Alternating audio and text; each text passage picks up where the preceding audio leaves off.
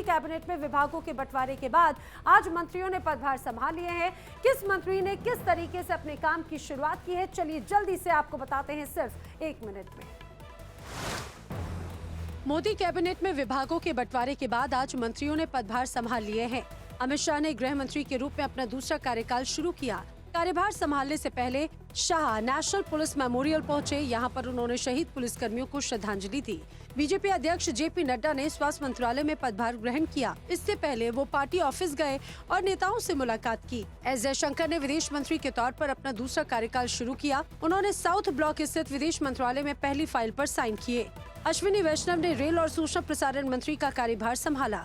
गिरिराज सिंह ने टेक्सटाइल मंत्री और मनोहर लाल खट्टर ने ऊर्जा मंत्री के रूप में अपना कार्यभार संभाला। चिराग अपनी मां और परिवार के दूसरे सदस्यों के साथ खाद्य प्रसंस्करण उद्योग मंत्रालय पहुंचे और कार्यभार संभाला। बीजेपी की गुजरात इकाई के प्रमुख चंद्रकांत रघुनाथ पाटिल ने भी मंगलवार को यहां पार्टी समर्थकों के बीच जल शक्ति मंत्री के रूप में कार्यभार संभाल लिया है। मंत्रालय का कार्यभार संभालने से पहले उन्होंने कहा कि देश के जल संसाधनों का संरक्षण और संवर्धन एक पवित्र लक्ष्य है। पीएम मोदी 18 जून को वाराणसी पहुंचने वाले हैं। पीएम काशी में आयोजित किसान सम्मेलन को संबोधित करेंगे। उत्तर प्रदेश के वाराणसी से लोकसभा सीट पर जीत की हैट्रिक बनाने वाले पीएम मोदी जनता का आभार जताने के लिए 18 जून को वाराणसी पहुंचने वाले हैं। पीएम मोदी काशी में आयोजित किसान सम्मेलन को संबोधित करने की तैयारी कर रहे हैं। दरअसल पीएम मोदी के 11-12 जून को काशी दौरे पर आने की चर्चा थी। इसको लेकर एसपीजी भी सक्रिय हुई, लेकिन अब प्रधानमंत्री के आधिकारिक कार्यक्रम के बाद पार्टी के स्तर पर तैयारियों को शुरू कर दिया गया है। पीएम मोदी का काशी दौरा इस बार कैसा रहने वाला है, चलिए आपको बता देते हैं। पीएम मोदी काशी दौरे के दौरान काशी विश्वनाथ धाम पहुंचेंगे। वहां पर पीएम मोदी बाबा विश्वनाथ के दर्शन पूजन भी करेंगे। इसके बाद दशाश्वमेध घाट पर गंगा आरती में भी वो हिस्सा लेंगे। पीएम मोदी के कार्यक्रम को लेकर बीजेपी की ओर से तैयारियां तेज कर दी गई हैं। किसान सम्मेलन को लेकर सभी कार्यकर्ताओं की जिम्मेदारी सौंप दी गई है। पीएम मोदी 18 जून को दोपहर 3 बजे लाल बहादुर शास्त्री इंटरनेशनल एयरपोर्ट पहुंचेंगे। वहां से वो सीधे किसान सम्मेलन में पहुंचेंगे। इसके बाद बरेका अतिथि गृह भी जाएंगे। लोकसभा चुनाव के बाद में सीएम योगी पूरी तरह से एक्शन मोड में नजर आते हैं। आज लखनऊ में योगी कैबिनेट की बैठक हुई और धड़ाधड़ 41 प्रस्तावों पर मुहर लगा दी गई। लोकसभा चुनावों के बाद लखनऊ में योगी कैबिनेट की पहली बैठक हुई। इस दौरान 41 प्रस्तावों पर मुहर लगाई गई। इसमें राज्य विश्वविद्यालय से राज्य शब्द हटाने का प्रस्ताव पास हुआ और 2 निजी यूनिवर्सिटीज को लेटर ऑफ इंटेंट देने का भी प्रस्ताव पास किया गया। जिन अहम प्रस्तावों पर मुहर लगी है उनमें नई ट्रांसफर नीति 2024-25 की मंजूरी शामिल है, जिसके अनुसार जिले में 3 साल और मंडल में 7 साल पूरे कर चुके ग्रुप ए और ग्रुप बी के अधिकारियों का ट्रांसफर होगा।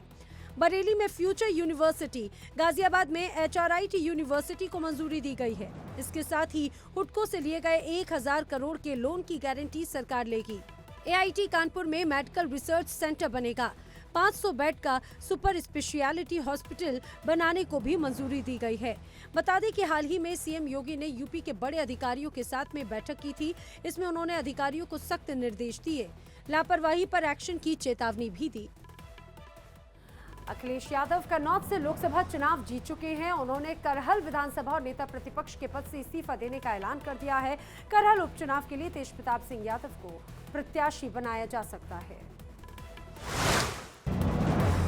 उत्तर प्रदेश में शानदार जीत दर्ज करने के बाद अब समाजवादी पार्टी के मुखिया अखिलेश यादव विधानसभा के नेता प्रतिपक्ष का पद छोड़कर राष्ट्रीय राजनीति पर अपना ध्यान लगाने लगे हैं। अखिलेश यादव ने आज यानी कि 11 जून को करहल विधानसभा सीट से इस्तीफा दे दिया है। इटावा जिले में सैफई स्थित पार्टी कार्यालय पर आज अखिलेश यादव ने प्रेस वार्ता की।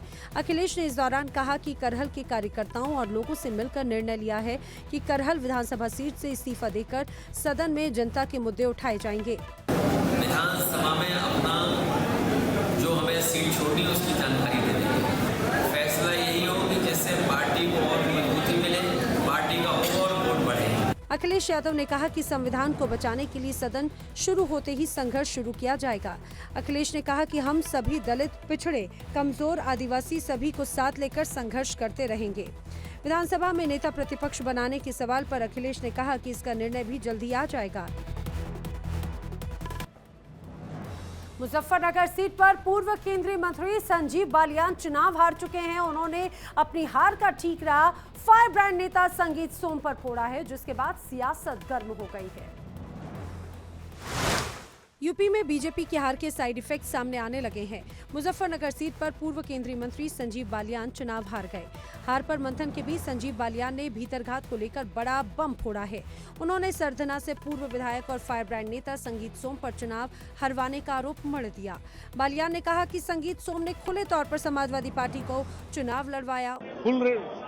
बिल्कुल खुले तौर पर जिन्होंने समाजवादी पार्टी का चुनाव लड़ा और यहाँ बड़ी पोजीशन लिए हुए हैं और सरकारी सुविधाएं भी ले रहे हैं, तो कृपया करके पार्टी, मेरा निवेदन रहेगा, पार्टी इस पर शायद ध्यान देगी और कार्रवाई निश्चित। दूसरी तरफ बालियान के आरोपों को संगीत सोम ने सिरे से खारिज कर दिया। उन्होंने कहा कि संजीव बालियान अपने कारणों से हारे हैं। अन्य बालियान जी की हमारे भाई हैं, जो उनकी घर की विधानसभा है चरथावल और बुढ़ाना, वे उन्हीं दो विधानसभाओं पे हारे हैं। तो उन्हें चिंतन मनन ये करना चाहिए कि आखिर मैं घर की विधानसभाओं पे क्यों हारा। फिलहाल चुनाव में हार को लेकर दोनों नेताओं के बीच तलवारें खिंच गई हैं। उड़ीसा में सीएम के नाम पर मोहर लग गई है। मोहन मांझी उड़ीसा के नए सीएम बनने वाले हैं। कल उड़ीसा समेत आंध्र प्रदेश में सीएम के शपथ ग्रहण का कार्यक्रम है, जिसमें प्रधानमंत्री मोदी भी शामिल होने वाले हैं। आंध्र प्रदेश में सरकार के गठन की तैयारियां तेज हो गई है। मंगलवार को टीडीपी और एनडीए ने चंद्रबाबू नायडू को अपना विधायक दल का नेता चुन लिया है। बुधवार को चंद्रबाबू नायडू के साथ कई और नेता शपथ लेंगे। आंध्र प्रदेश में 12 जून को नई सरकार का शपथ ग्रहण होना है। प्रधानमंत्री नरेंद्र मोदी भी शपथ ग्रहण समारोह में शामिल होंगे। खबर यह है कि प्रधानमंत्री नरेंद्र मोदी ओडिशा और आंध्र प्रदेश जाने वाले हैं। जानकारी के मुताबिक प्रधानमंत्री मोदी 12 जून को सुबह आंध्र प्रदेश जाएंगे, जहां सुबह करीब 11:30 बजे टीडीपी प्रमुख चंद्रबाबू नायडू मुख्यमंत्री पद की शपथ लेंगे, जिसके बाद प्रधानमंत्री मोदी ओडिशा राज्य सरकार के शपथ ग्रहण समारोह में भी जाएंगे। आपको बता दें कि 12 जून को शाम 4:30 बजे ओडिशा सरकार का शपथ ग्रहण समारोह होगा।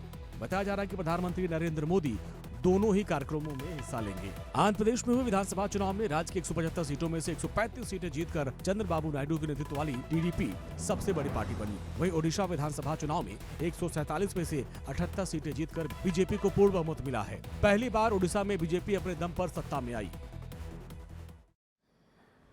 आज राहुल और प्रियंका गांधी रायबरेली में थे। वहां पर राहुल ने बड़ा दावा कर दिया। राहुल ने कहा कि अगर प्रियंका पीएम मोदी के खिलाफ लड़ती तो प्रधानमंत्री 2 से 3 लाख वोटों से हार जाते। लोकसभा चुनाव में जीत के बाद राहुल और प्रियंका गांधी आज पहली बार रायबरेली पहुंचे। इस दौरान राहुल गांधी ने पीएम मोदी और गृह मंत्री शाह पर जोरदार हमला बोला।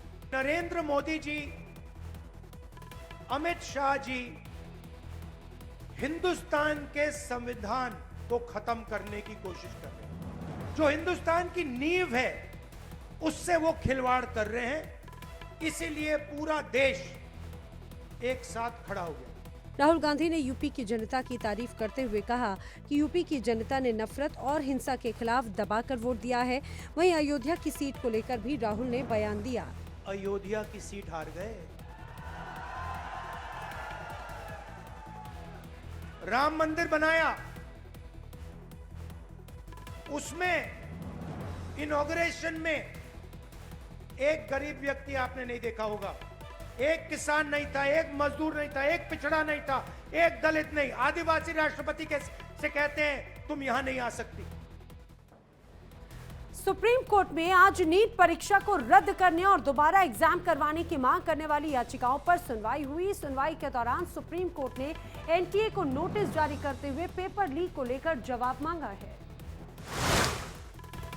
सुप्रीम कोर्ट में आज नीट परीक्षा को रद्द करने और दोबारा एग्जाम करवाने की मांग करने वाली याचिकाओं पर सुनवाई हुई।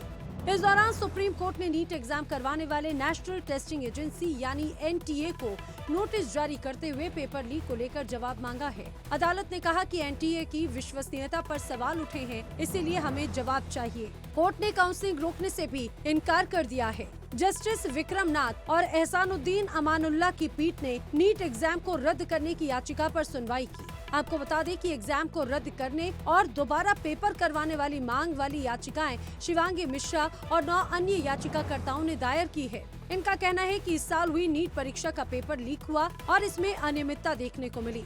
सुप्रीम कोर्ट ने कथित पेपर लीक पर नीट यूजी परीक्षा रद्द करने की याचिका पर नोटिस जारी किया और एनटीए से जवाब मांगा। साथ ही कहा कि अब इस मामले पर 8 जुलाई को सुनवाई होगी।